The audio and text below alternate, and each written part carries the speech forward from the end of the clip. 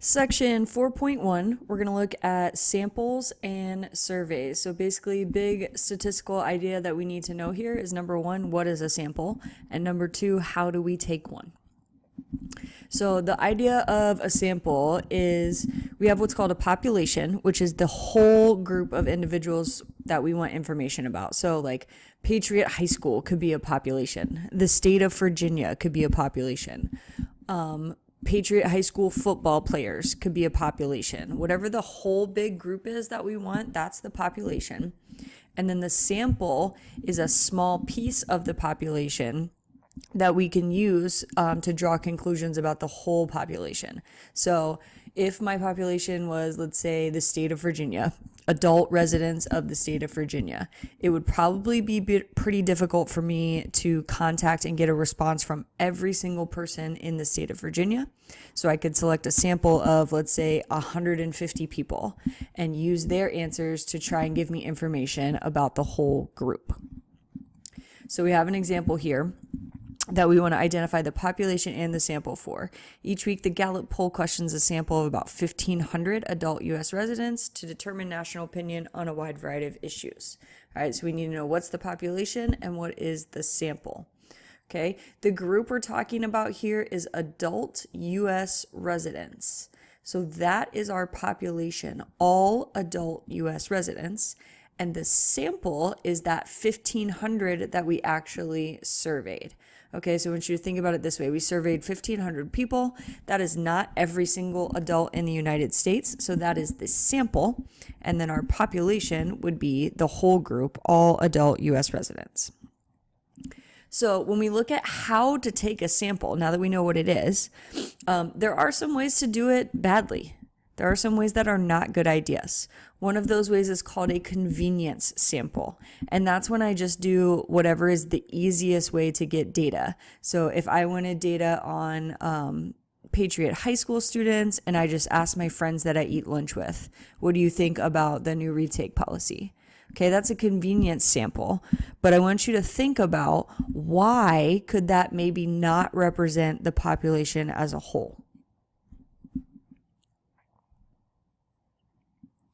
A second kind of sample that is not very representative or not a good idea is called a voluntary response sample. And this is when we sort of just put questions out there and anyone who wants to can respond. So if I put, a QR code up in the cafeteria, what do you think about the new retake policy? Most likely for a voluntary response sample, the reason is the only people that take the time and effort to respond are people that have strong opinions. All right, and so we don't really get a picture of the whole group. We just get these really people that are really opinionated about the issue. The reason that both of these things are bad ideas is because they can lead to bias. And bias is if any thing that we do in our sample favors certain outcomes. So like we said with the voluntary response, it favors people who have strong opinions. All right, so let's look at this example. A farmer is bringing crates of oranges to a juice company, and the company inspector is just picking 10 oranges out of the top to look at them, decide whether or not he wants that crate. Okay, first, what kind of sampling is that? And two, how could that be biased? All right, well, he's just picking the ones off the top of the crate. That's super easy. That is a convenience sample. He's just doing what is easiest. This could lead to bias. If I'm the farmer and I know that's what the inspector does, I'll just put my best oranges on the top. And that way he thinks the whole box looks like that when that may not be true. Okay, so we've talked about what not to do. So what are good ways to take samples? All right, how to sample well. We want something that's going to rule out favoritism by the sampler. So I don't want to pick certain people to sway the data in a specific direction, but I also want to eliminate self-selection, meaning that voluntary response. Okay, I want responses from a wide variety of people, not just those that think the issue is important. And the best way to do that is to have our samples be random. Okay, so let chance decide what people are going to be a part of our sample. So the most basic way to do this is what's called a simple random sample, or SRS. You'll see that abbreviation over and over again. And so a simple random sample is just, I'm picking, whatever my sample size is, 5, 100, 3,000. All right. I am picking those people randomly. Okay. And every group of 5 has an equal chance of being selected. Okay. We can do this on the computer. If you just Google random number generator, it'll give you random numbers. We can do this on your calculator, which we'll talk about later. But the College Board also thinks it's important that you know how to use what's called a table of random digits, which is exactly what it sounds like. It's a list of a whole bunch of random numbers. So we're going to go through an example here of how to use, it says on here table D, which table D is in the back of the textbook, and I'll share one with you, which is simply a table of random numbers. All right. So step 1, we're going to label. We're going to give each member of our population, we're going to give them a number. All right. And the numbers have to be the same length. So if, for example, let's say I have 20 people in my population, I can't label them 1, 2, 3. Because then when I get to 10, now those are 2-digit numbers and my original ones were 1-digit numbers. So if I had 20 people, I'd have to do 0, 1, 0, 2, 0, 3 so that everyone gets a 2-digit number. Or if I have over 100, everyone gets a 3-digit number. All right, everyone's number has to have the same number of digits. Okay, and then we read across the table and find the numbers that are going to be part of our sample. So let's look at an actual example. All right, so we have here 28 hotels, and we're going to choose a simple random sample of 4 of them. So the first thing that needed to be done was numbering our hotels. So since I have 28, everything needs a 2-digit number. So 0, 1, 0, 2, 0, 3, all the way down to 28. So every hotel is now associated with a 2-digit number. And then this is, right here, they pulled the line out of the table in the back of the book. So these are the random numbers. Now, because everything in our sample is a 2-digit number, we're going to take the table 2 digits at a time. So the first 2 digits are 6, 9. The next 2 digits are 0, 5.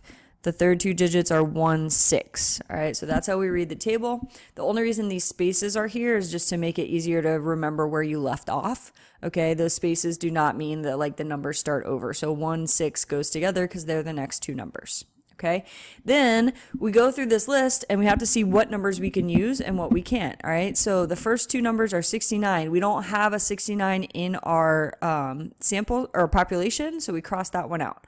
All right, 5, we do have a 0, 5. So that means Beach Castle is going to be part of my sample. All right, 16, I do have a 16, so Radisson is going to be part of my sample. For 48, I don't have a 48 in my population, so I cross that one out.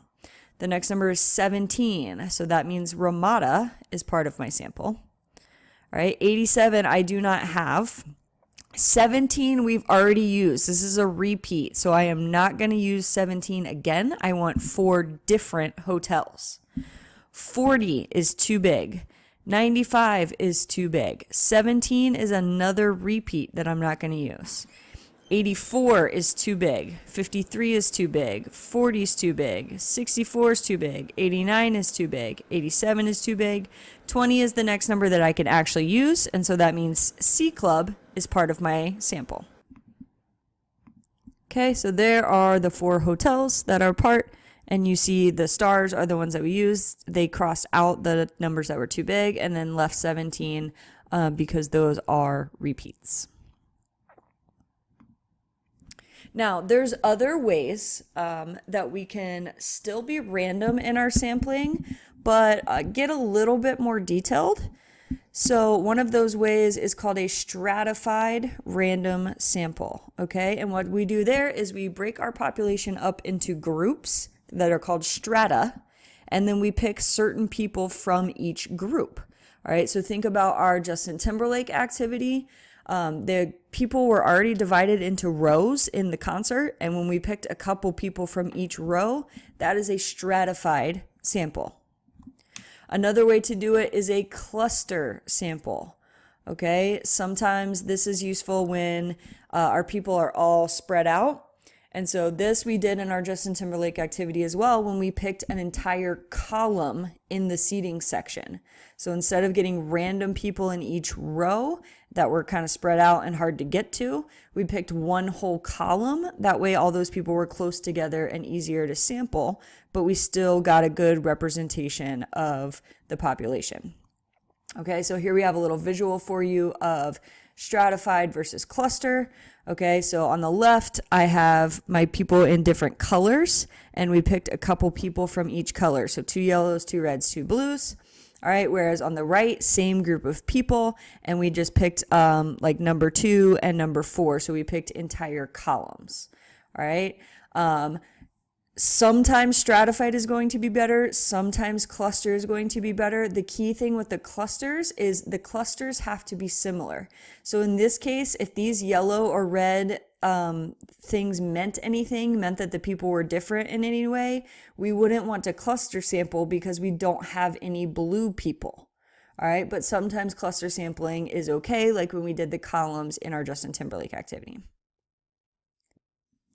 Okay, a couple other things that we need to talk about that can mess with our sample or our data. There are 4 other errors that we're going to talk about and that we need to be aware of. So under coverage is when certain people are left out of choosing our sample. So an example of that would be if I choose a sample from landline phone numbers, okay? So I go and get a list from the phone company of everybody that has like a physical phone in their house, then that's not going to include in my sample anyone that only has a cell phone. Those people cannot be included in my sample, right? And so that would be not good. Non-response bias, that is when people don't answer. So if I mail out surveys or I send them an email and they don't answer, those are non-response.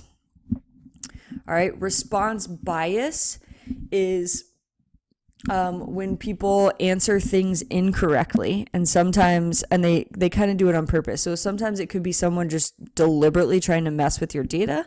But another example is there are certain things that people might not want to admit to or might not want to talk about. Like if you ask people to admit how much they speed or run a red light or do things, other things that are illegal, they might not be willing to admit that, even if in an anonymous survey. All right, and then the last thing is the wording of questions. All right, we really have to pay attention to how we are writing questions to be sure that we are not trying to lead people to a specific answer or make one answer look better than the other. All right, and that's it for 4.1.